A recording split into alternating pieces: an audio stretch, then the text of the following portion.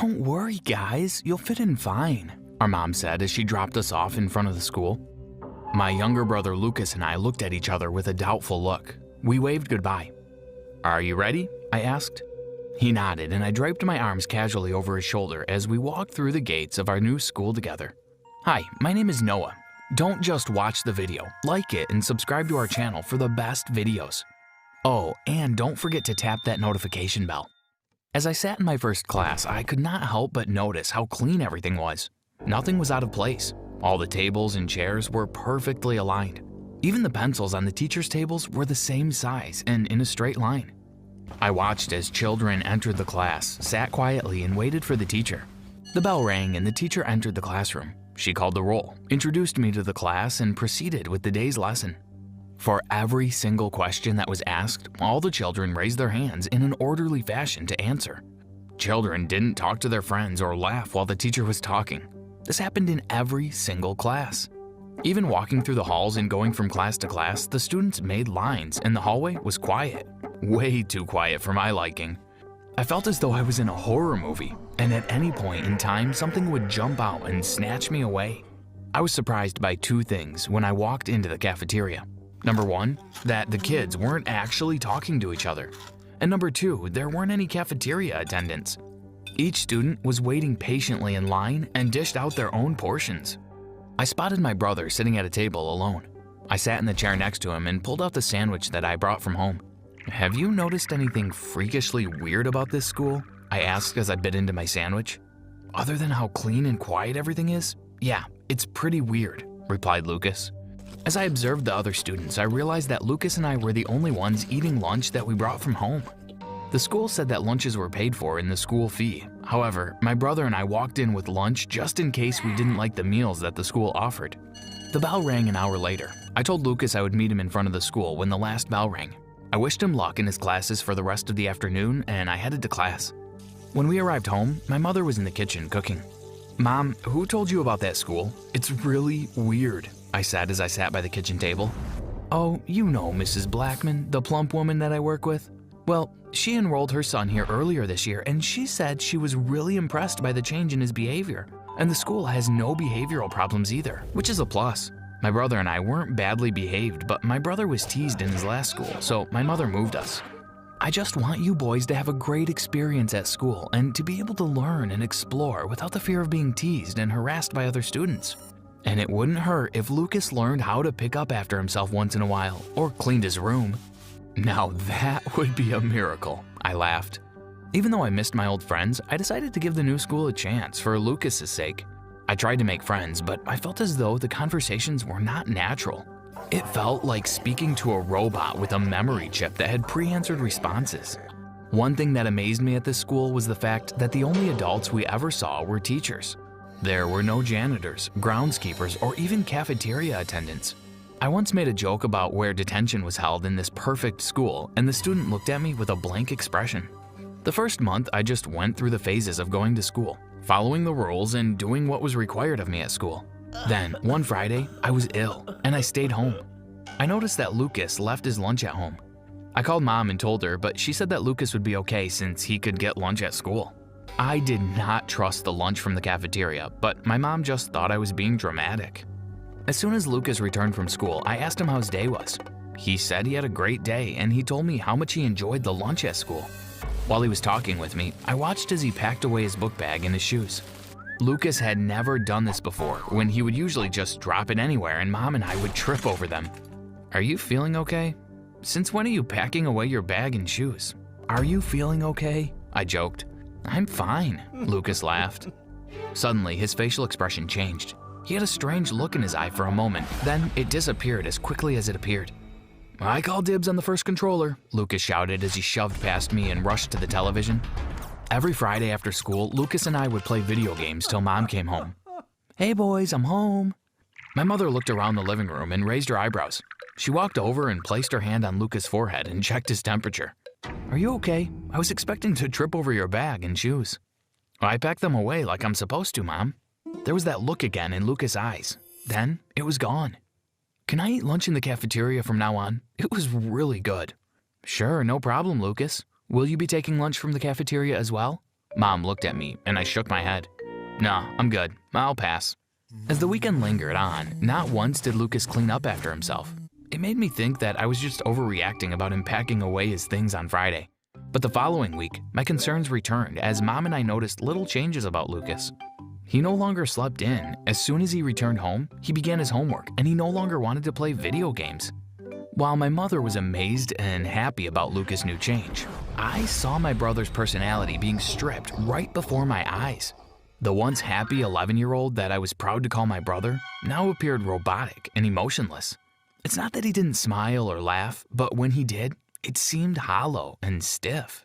I knew that it had to do with the food that the cafeteria was serving its students, and if I wanted to save my brother, I had to find out what they were putting in the food and destroy it. Where the food came from and how it got into the cafeteria remained a mystery, especially since there were no cafeteria attendants. The cafeteria doors were kept locked until lunchtime. I assumed that it had an automatic timer on the lock since we never saw anyone unlock the doors, ever. Mom, don't you think it's strange that Lucas' behavior changed once he started eating the food from the cafeteria?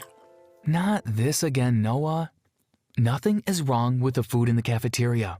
If something was wrong, other parents would have spoken up about it by now. So, do you want pizza or Chinese for dinner? That was another thing that was a mystery to me. I couldn't understand why parents couldn't see the changes in their children's behavior. Is it that good grades and a clean room is all they really want? I knew that I had to figure this out on my own. I decided in the perfect school, I needed to be the black sheep. If I went against the rules, then maybe I would be able to find out more about the school. Not only did I find what I was looking for, but I got way more than I bargained for. The next day, I started with something minor. I placed my legs on my table while the teacher was talking. Then in the next class, I called my cousin and talked with him on the phone the entire class. In science class, I threw the dead frogs on my classmates, and during lunch, I pulled the fire alarm. Even though classes were suspended for the day, not one teacher commented about my behavior. I didn't know what to make of it. I figured since they didn't speak to me about it, for sure they called my mom and spoke to her. I expected my mother to come home and give me a lecture about my behavior at school. But when she walked through the front door, she said nothing. "Hey, Mom," I said casually. "Did the school call you today?" "Noah Nicholas Caesar." My mother placed her hands on her hips. "Did something happen at school that I should know about?" "No," I lied. "It's just that my homeroom teacher said that I may make the honor roll list. I just thought that she called you to confirm it." "Oh, well, that's great. No one from the school called, but I'll let you know if they do." The next day, I decided to take it up a notch. I spray painted the lockers in the hallway. "School sucks." I swore at a teacher, threw over tables and chairs in the classroom, and picked fights with other boys in my class the entire day. By the end of the day, I was disappointed when no teacher noticed my behavior, and I wasn't called to the principal's office. If I was in my old school, I would have been suspended by now. I lay in my bed that night and thought about calling it quits. I wasn't prepared for the bizarre situation that happened the following day. Just like every morning when I got to school, I went to class. I kept thinking that there was nothing else that happened at the school that would surprise me. But today, once again, here I was. When the bell rang, I was still the only person sitting in class. I found it odd and wondered if we were assigned a different classroom today, but I didn't get the memo. I got up and I almost reached the door when I heard a click. The door was locked. I turned the knob frantically and tugged on the door. I heard a soft hissing sound and my eyes and throat began to burn. I coughed hysterically and tried to cover my eyes. I began to feel sleepy. I sank to the floor and blacked out. I opened my eyes groggily and expected to be tied to a chair in a dungeon on some far-off island. But as I looked around, I realized that I was lying on a sofa in what looked like an office. "Nice of you to join me, Mr. Caesar." A slim woman with her black hair and a tight bun and glasses looked at me sternly. "My name is Principal Rothwell. Would you like some water before we begin?" I declined as I sat up slowly. "I've been monitoring your behavior, and it appears that you are seeking an audience. Now, Mr. Caesar, you have an audience. How can I be of assistance? You have my full attention." I took a deep breath. This was my chance to find out the truth about this perfect school. "I know that you're controlling the students by putting some sort of chemical in the food in the cafeteria," I said. "There is no way teenagers will act like that on their own. Don't you have any kind of conscience about what you're doing and the long-term effects this would have on them? I will find out how you're controlling them, even if it's the last thing that I do.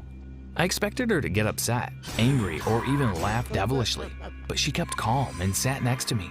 She spoke softly and calmly. In my school population, I have parents who are lawyers, senators, doctors, politicians, and psychiatrists. Do you really expect me to take on the ramblings of a 14-year-old? Parents want children who listen, follow instructions, get A's, and don't cause them trouble. I'm giving parents what they want. As long as I have a market, I will never go out of business. Now, you can either go back to class and be well behaved, or I can plant something in your brother's locker that will make him be in juvenile detention for a few years. I have the means and money to get it done. You will not come into my school and disrupt it. Do I make myself clear? Reluctantly, I nodded. Good. Now that we have that out of the way, do have a great day, Mr. Caesar. I couldn't allow Principal Rothwell to get away with what she was doing. I just needed to be smart about this. Lucas and the other students deserved to live a life where they were in charge of their own choices and not live like mindless puppets. When my mother got home from work that afternoon, she called Lucas and me and we sat in the living room. So, I got a call from the school today, Mom said, looking between Lucas and me. I felt my heart rate increase and the palms of my hands became sweaty. Did Principal Rothwell call my mom about what happened today? I cleared my throat. So what did the school say? Principal Rothwell called. Lucas and I looked nervously at each other. It looks as though Lucas made the honor roll in his class. Mom gave Lucas a hug and I told him congratulations as I ruffled his hair playfully. I was proud of my brother, but I just wished that he was back to his old self. This celebration deserves cake, my mom shouted. Lucas went to the kitchen and returned with slices of cake on a plate. The cake was delicious. This is the best cake I have ever had. Where did you get this cake? I asked. I didn't purchase any cake, but you're right, it does taste amazing. I looked at Lucas. Where did you get this cake from? I was almost afraid to hear the answer. Oh, Principal Rothwell gave me the extra cake from the cafeteria today. My heart plummeted.